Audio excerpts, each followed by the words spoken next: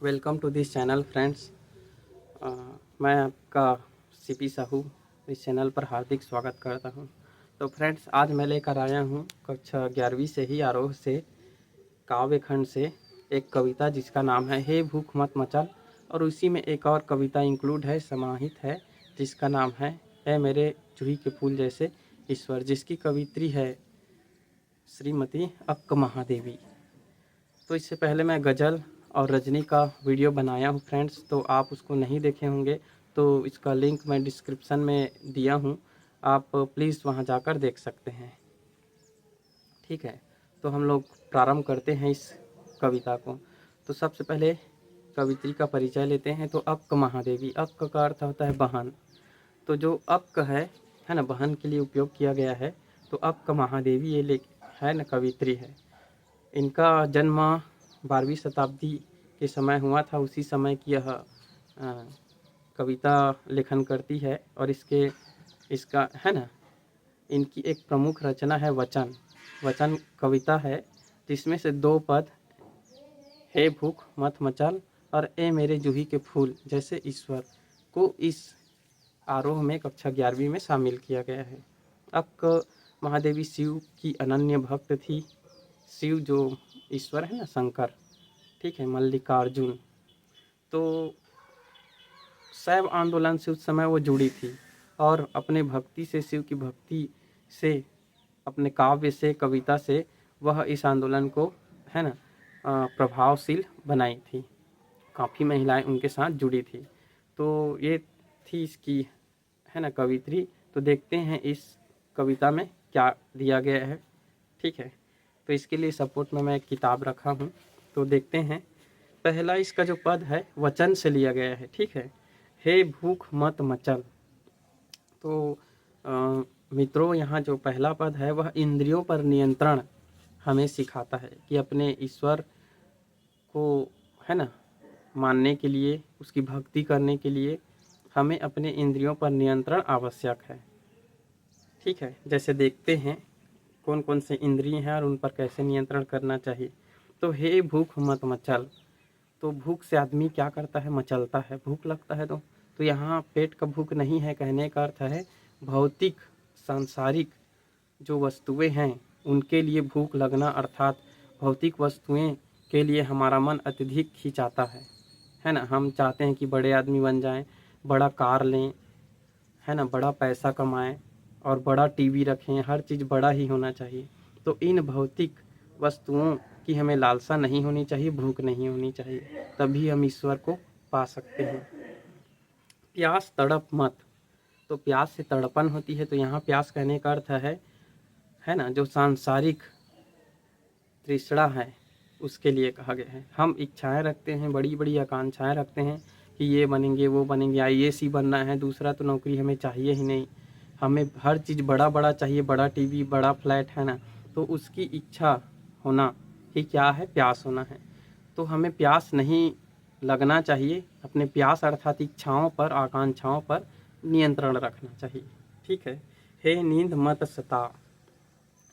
नींद में होता है आदमी तो क्या होता है, अपने काम काज को छोड़ देता है। तो यहाँ नींद कहने का अर्थ है ईश्वर है ना की भक्ति से विमुख हो जाना। तो हमें ईश्वर की भक्ति निरंतर करनी चाहिए, उससे विमुख नहीं होना चाहिए। विमुख अर्थात ईश्वर भक्ति छोड़नी नहीं चाहिए। क्रोध मचा मत उथल पुथल। तो क्रोध से क्या होता है, जब आदमी क्रोधी होता है तो वह उथल पुथल मचाता है ना, उथल पुथल मचाता है और अराजकता फैलाता है। तो हमें क्रोधी नहीं होना चाहिए, अपने क्रोध को, अपने गुस्से को कंट्रोल करना चाहिए, नियंत्रण करना चाहिए, तभी हम ईश्वर की भक्ति कर सकते हैं। हे मोह पास अपने ढील। और मोह में क्या होता है, हम पास में बन जाते हैं। पास कहने का अर्थ है एक बंधन। तो अपने प्रियजनों से, है ना, पत्नी से, बेटी से, बेटों से, माँ से, दुनिया भर से हम अत्यधिक ज़्यादा मोह कर लेते हैं तो एक बंधन में बन जाते हैं, है ना। एक प्रेम तो होता है लेकिन अत्यधिक प्रेम नहीं होना चाहिए। कहीं उनका डेथ हो गया, कहीं कुछ हो गया तो हम फिर तो दुखी हो जाएंगे।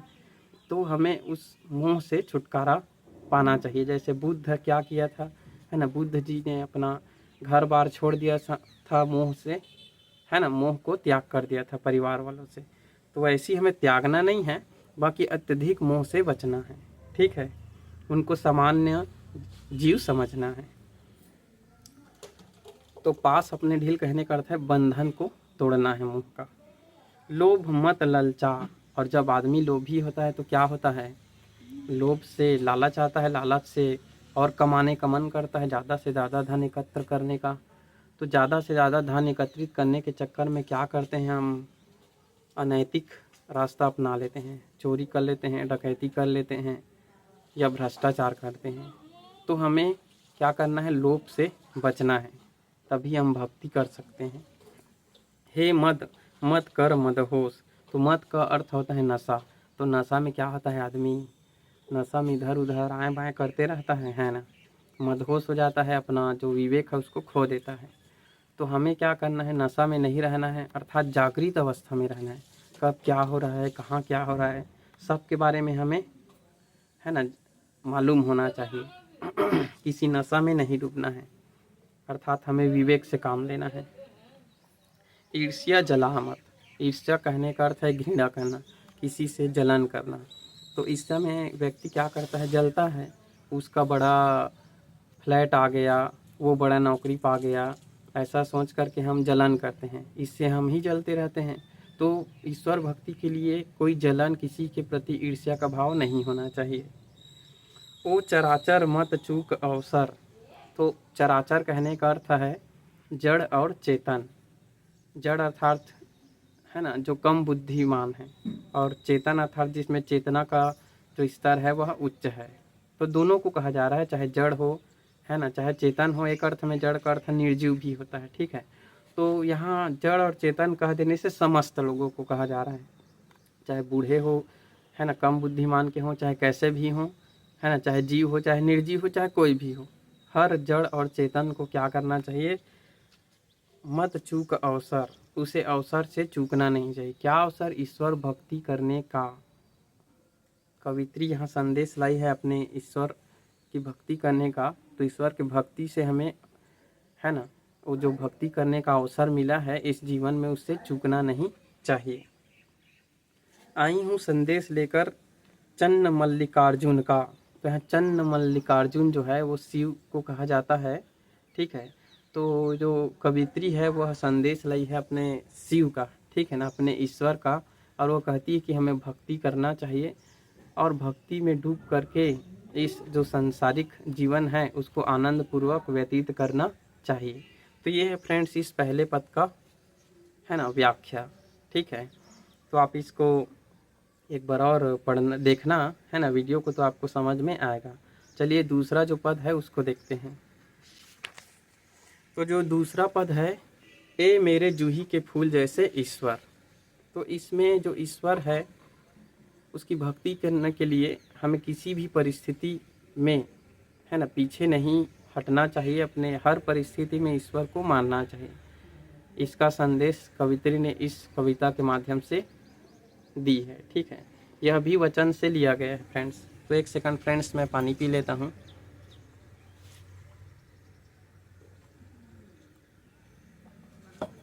तो देखते हैं इसको। ए मेरे जूही के फूल जैसे ईश्वर।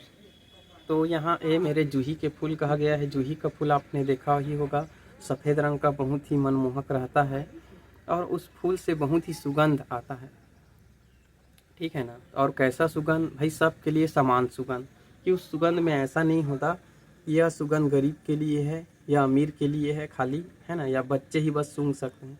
वो सुगंध हर कोई के लिए रहता है, उसमें कोई जाति भेद उम्र का बंधन नहीं होता। बड़े हो चाहे छोटे हो, गरीब हो चाहे अमीर हो, चाहे कोई भी धर्म के व्यक्ति हों, हर कोई जूही के फूल से सुगंध प्राप्त कर सकता है, उसकी जो सुंदरता है उसको, है ना, ग्रहण कर सकता है। तो ईश्वर को जूही के फूल जैसा ही बताया गया है, ऐ मेरे जूही के फूल जैसे ईश्वर, कि आप भी सबको समान रूप से, है ना, लाभ प्रदान करते हैं, अपनी भक्ति प्रदान करते हैं, चाहे बूढ़े हो, चाहे बच्चे हो, चाहे किसी भी धर्म के व्यक्ति हो, चाहे नर हो चाहे नारी हो, है ना, सबको समान रूप से क्या करते हैं, अपनी भक्ति प्रदान करते हैं। अगला पंक्ति है, मंगवाओ मुझसे भीख। तो यहाँ फ्रेंड्स कहा जा रहा है कि ईश्वर भक्ति के लिए सुखी होना ही आवश्यक नहीं है, यहाँ फ्रेंड्स कहने का अर्थ है कि हमें सुख में नहीं दुख में भी क्या करना चाहिए, अपने ईश्वर को मानना चाहिए, उसकी भक्ति करना चाहिए कि चाहे स्थिति कैसे भी आ जाए, कितनी बुरी से भी बुरी है ना स्थिति आ जाए। ठीक है, तो जैसे एक बुरी स्थिति का यहाँ जिक्र किया गया है कि मंगवाओ मुझसे भीख। मैं अपने जो अमीरीपन है, सुख है, उसमें मुझे घमंड हो गया है, तो उस घमंड को तोड़ने के लिए आप क्या करो, मुझसे भीख मंगवाओ। ईश्वर से कवित्री क्या कर रही है, प्रार्थना कर रही है कि मुझसे आप भीख मंगवाओ, ऐसा स्थिति दे दो।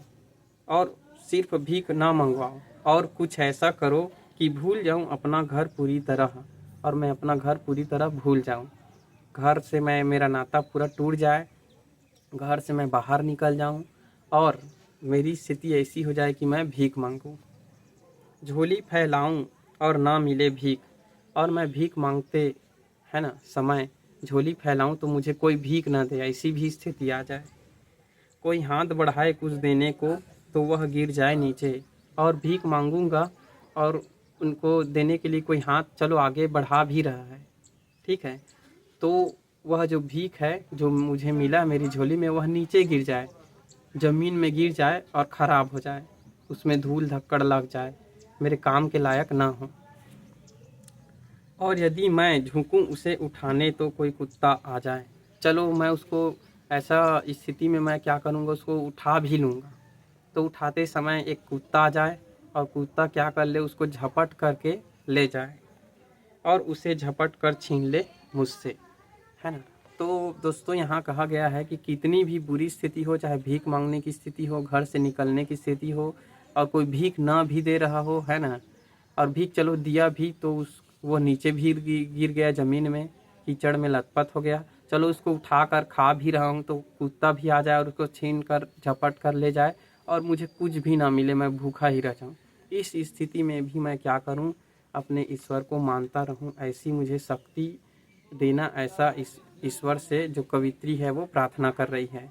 कहने का अर्थ है हमें हर स्थिति में, चाहे दुख हो चाहे सुख हो, हमें क्या करना चाहिए, हमें अपने ईश्वर को, है ना, ईश्वर की भक्ति करना चाहिए। इसका कहना है कि हमें हर स्थिति में क्या करना चाहिए, अपने ईश्वर को, है ना, ईश्वर की भक्ति करना चाहिए, और अपने जो घमंड है, जो सुख सुविधा का घमंड है, अमीरी का घमंड है, उसे त्याग देना चाहिए। तो ये था फ्रेंड्स दूसरा पद। तो दोनों पद को आप अगर आप नहीं समझे होंगे तो वीडियो को एक बार और आप देखिएगा तो आपको अच्छा से समझ में आएगा। तो ये दो ही पद शामिल हैं मित्रों इस 11वीं क्लास में, आरोह भाग में। तो इसके बाद और कुछ इसके बाद और वीडियो देखते हैं, ठीक है, और वीडियो बनाते हैं, ठीक है फ्रेंड्स, बाय, धन्यवाद।